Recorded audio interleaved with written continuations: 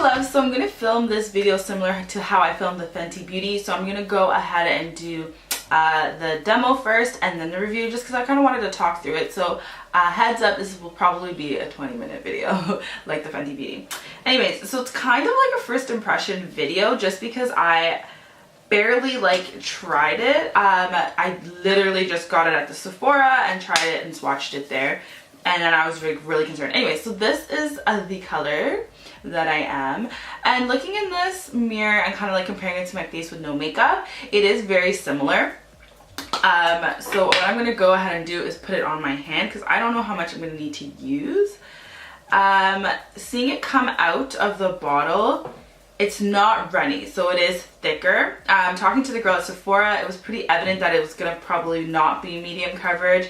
I think it's probably going to be a full coverage foundation, so let's kind of see how that looks.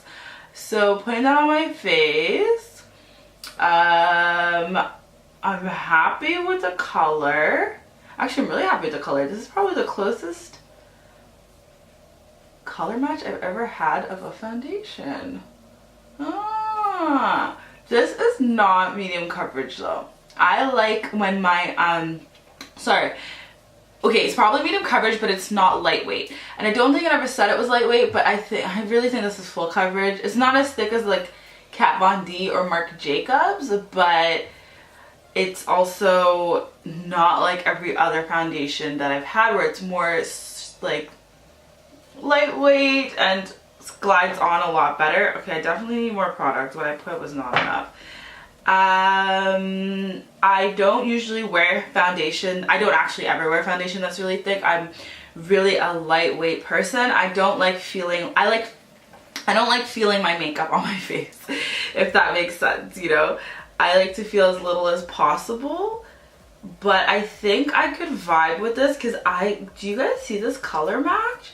That is the best color I've ever had in foundation to match my actual skin tone. But since we're talking now, I will have to say, yeah, this is full coverage. It's not thick. I mean, she should definitely say that, but this is not medium. This is full. And the girl who helped me in Sephora was this Asian girl. She was amazing. If you guys live in Toronto, go to like Yonge and Eglinton. That's the best Sephora I think I've ever been to in my life. Anyways, she swatched this on her hand and it completely covered. Like, she was my color on her hand. So this is not, this isn't medium, nor is it lightweight. They didn't state it was lightweight, but they definitely stated it was medium. This isn't medium. And a little goes a long way. Yeah, I don't really need that much. Like, I haven't done the bottom of my face. I'll just put a little more, but you definitely, this bottle will last like a year. I mean, if this is the only foundation you're using. This is a great color match. I would definitely say it's a good thing she dropped this for winter time, because I wouldn't wear this in the summer. This is way too thick. Like, I feel like my face is done and I haven't done concealer or anything yet. Like, I feel like feeling it. I can feel it. And it states second skin on there. I think it means second skin because you can feel it. Like, it feels like a layer. Whereas lightweight, it's usually really sheer feeling. But yeah, so now I'm done putting it really on my face. I feel like that's all I want to do. I'm gonna do these problem areas though. And just do a little bit on my lips. Yeah, that is all I would do. I barely used any. I should have kind of showed you guys how much. I just put very little, like, on my palm of my hand. It was like a dab pretty much. I squirted like a quarter of the squirt 3 times, so probably you don't even need like a full squirt on your face. I feel like if you're doing that, you're doing too much. Like, you don't need that. I'm not mad at the coverage. I just feel like this is thick, and it's totally fine in the winter if you live like me in a cold area and it's snowy out. Like, cool. But I don't know how she's wearing this in Dubai. Like, I would die. I will do another review. Guys, remind me. I will do another review when I'm in Uganda, Christmas time, wearing this and see how it is, because it's hot. and again, it's summer there in December, so it's like the hottest of the hot. If I don't think I could wear this there, but I feel like I'll do a day where I do and let you guys know how it goes. But this is there. Anyways, I'm gonna do the sit down and kind of get in depth with you guys about the product, so stay tuned in 1 second. Hey love, so I hope you found that demo really helpful in the beginning. So now we're just gonna get like really into the nitty gritty of the product. So as usual, I'm gonna start off with the application process. So you kind of already saw that within the demo part. It's just really a flawless application in a sense. Like, it's just really quick, you know. I think because it's a more fuller coverage foundation, and I'm so used to reviewing and buying lighter weight foundation, it is a longer process with lighter weight foundation because you gotta kind of like work it in your face. Not really hard, but you still gotta work it in your face. Whereas this one, it was just really quick. It was kind of refreshing in a sense, but it is a thicker product, so as you can tell when I was putting it on. And in comparison to say like a Kat Von D, I didn't feel like it was cakey.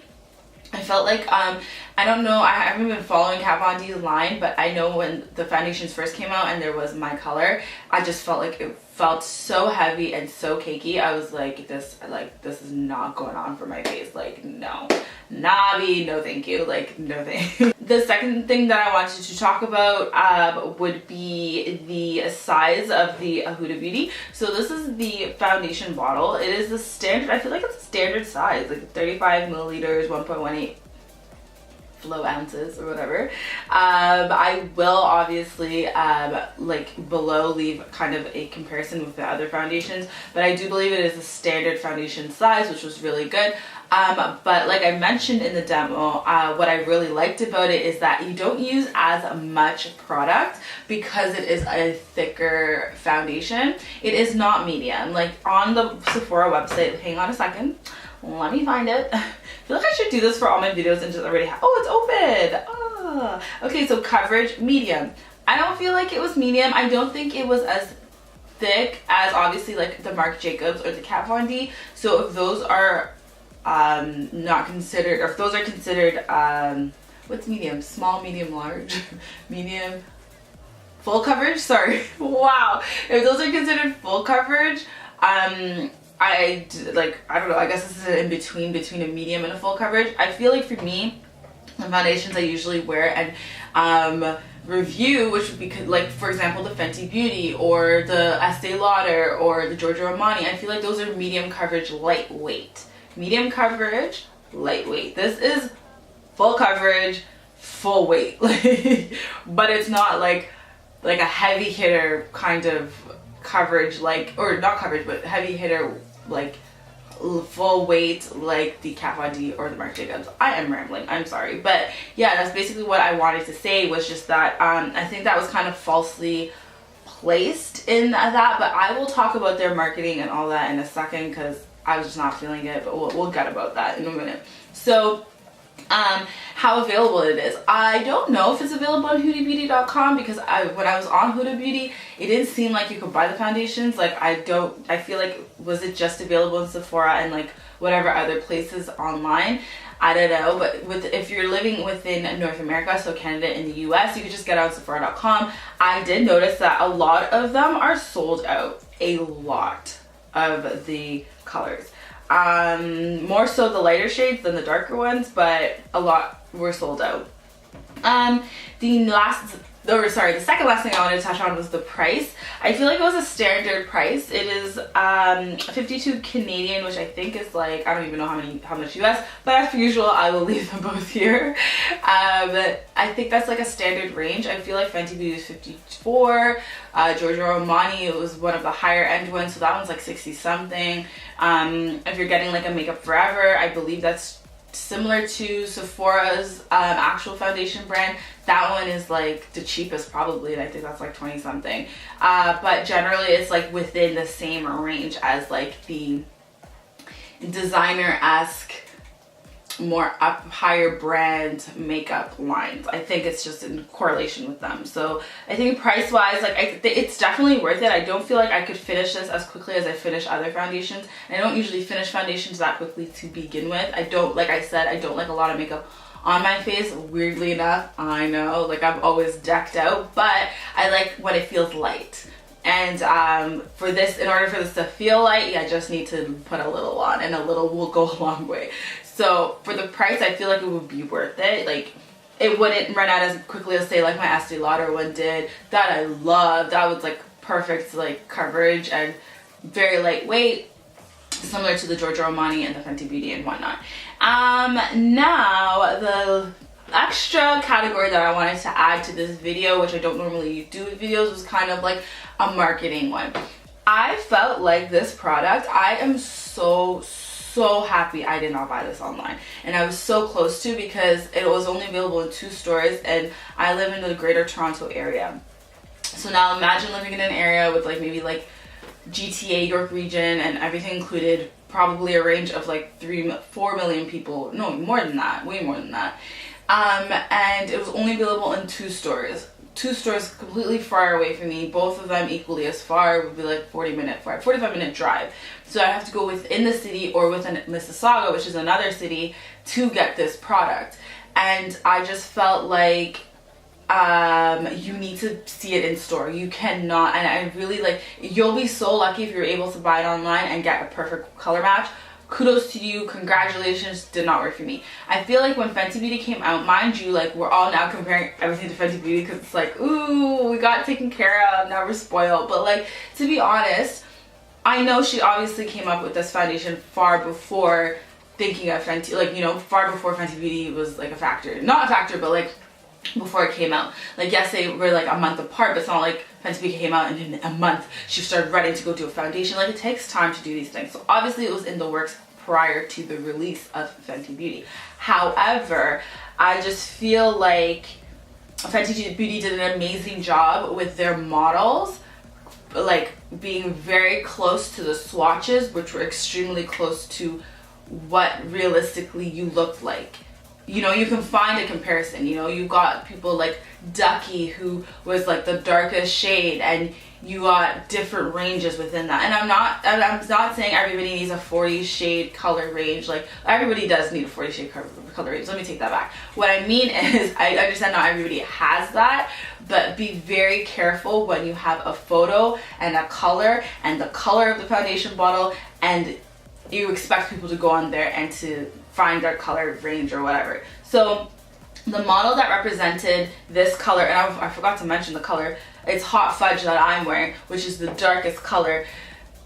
I know I'm dark skinned, and I totally understand that, and you know what I mean, but like, I don't feel like the color was similar to what color I am, so I found it very hard. The girl that I could relate to, and this is a photo I'll leave over here of what she had put up, I was not that. I was not that. I would have, sorry, my card got full, so let's start that over. So basically, had I ordered it online, I would have ended up, and I kid you not, I will tell you, I would have ended up with either chocolate truffle or,